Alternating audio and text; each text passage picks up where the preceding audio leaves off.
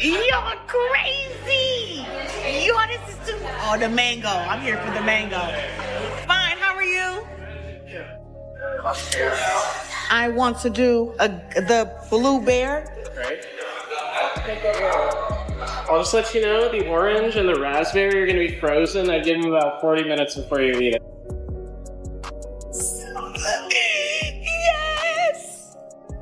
Yes! Okay, I'm a little too excited, but it's for good reason. Yo, I have been wanting to come to this place, I think, for years. I watch these mukbangs online. Y'all, they look even more perfect in person. Look at this. Look at this. Look at this. Are y'all kidding me? This little bear thing is sparkling for some reason. Why has it got sparkling stuff on it? Oh, that's my filter. Oh, okay. Never mind. Ooh-wee. What? Yes. Hey, y'all. Fans immediately connected her latest lyrics to the same bags of clothes she previously revealed were packed and waiting for Papoose. The surprising part? Months later, those bags reportedly still haven't moved. That's what has people raising eyebrows. Papoose has spoken about owning multiple properties. So many are wondering why belongings supposedly packed and ready to go remain at Remy's home. It's not as if everything was tossed out or treated carelessly. According to the narrative, the items were organized and waiting to be collected. The situation becomes even more interesting when you consider the timeline. The relationship drama was exposed long ago, yet this loose end still appears unresolved. Some believe Remy has kept things respectful because they share a daughter, while others think the untouched bags symbolize something much bigger, because at a certain point, it's no longer about clothing. It's about what those bags represent. If the chapter is truly closed, why is there still evidence of it sitting at the door? And sometimes the things people refuse to pick up reveal more than the things they choose to leave behind. If the relationship is truly over, why are those bags still sitting there? Months have passed, yet the belongings Remy Ma reportedly packed for Papoose remain untouched. Critics find that strange. This isn't a teenager struggling after a breakup. It's a grown man with multiple properties, according to his own statements. If he wants the clothes, why not collect them? If he doesn't, why not donate them, discard them, or tell someone what to do with them? That's why people keep connecting the dots. The untouched bags, the unresolved marriage, the tattoos still linked to the past. It all creates the impression that fully letting go may not be as simple as everyone claims. At the same time, the public is being sold a completely different story, a new romance, a fresh chapter, and a relationship that's supposedly stronger than ever. But critics argue that narrative becomes harder to accept when pieces of the old chapter still seem unfinished, and then another moment caught attention. While Papoose has been flooding social media with basketball content during the Knicks' playoff run, a clip highlighted by punch-drunk boxing sparked fresh discussion. Somewhere in a comment exchange or online back and forth, something was said that immediately grabbed viewers' attention and sent people back into detective mode, because in a story full of unanswered questions, even the smallest interaction can suddenly become the biggest clue, and when the past remains packed in bags at the front door, people naturally start wondering whether the door was ever truly closed. A content creator highlighted a moment many viewers overlooked while Papoose was joking with a Knicks fan online. During the exchange, he referred to a 38-year-old man as too young and even compared him to someone who still smelled like baby formula. At first, it sounded like harmless trash talk. But once people connected the dots, the conversation shifted. If a 38-year-old is considered immature in Papoose's eyes, critics began asking what that says about Claressa, who is several years younger. That's why the clip gained traction. It wasn't necessarily about the joke itself. It was about the logic behind it. Some viewers felt the comment unintentionally raised questions about how he views age, maturity, and the people closest to him. The bigger issue, according to critics, is that every time the situation seems ready to cool down, another comment, interview, or social media exchange adds a new layer to the story. The more everyone talks, the more people feel they're revealing things they never meant to share. And sometimes the most telling moments aren't the carefully planned statements. They're the offhand remarks that leave everyone asking new questions. During an online exchange, Papoose referred to a 38-year-old as too young, a remark that seemed harmless until people compared it to Claressa, who is even younger. That's when the speculation exploded. Critics argue that if someone nearing 40 is viewed as inexperienced, what does that imply about people in their early 30s? Some believe the comment unintentionally revealed how Papoose sees age, maturity, and influence. Others have taken it a step further, suggesting it fuels ongoing theories that he prefers controlling the narrative and limiting outside voices that could challenge his perspective. Whether those assumptions are fair or not, the discussion exists because of his own words. What was meant as a joke quickly became another talking point in an already controversial story, and sometimes the comments people make without thinking end up revealing more than the statements they carefully plan. And before anyone argues that it's different because he was referring to a man, age doesn't magically change meaning depending on context. Calling a 38-year-old young may sound casual, but it exposes how someone frames maturity, experience, and influence overall. That's why so many people keep revisiting what Remy Ma was supposedly trying to warn Claressa about. From that perspective, it didn't feel like an attack. It looked like a warning. Information placed out early, before things potentially spiral. Whether Claressa accepted it or not is another matter entirely. Credit goes to Punch Drunk Boxing for catching that moment.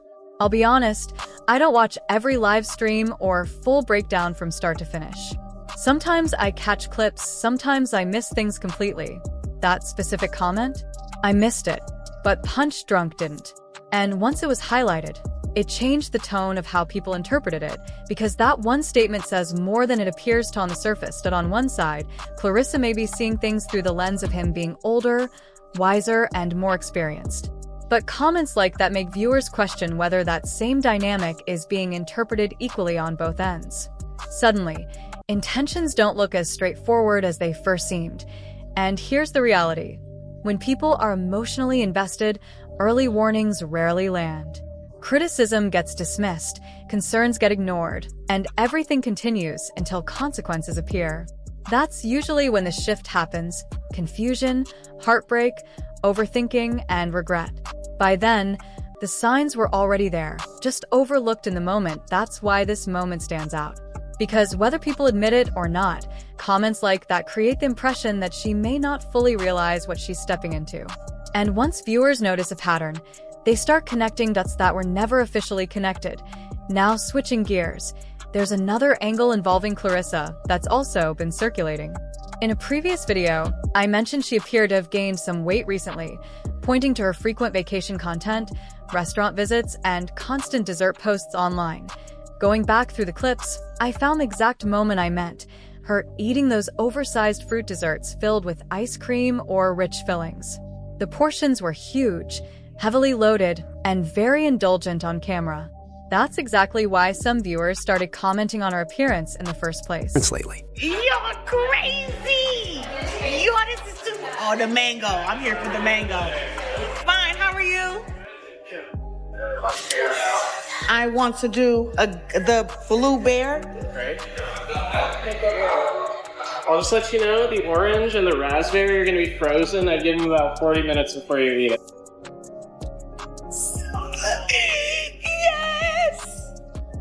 Yes! Okay, I'm a little too excited, but it's for good reason.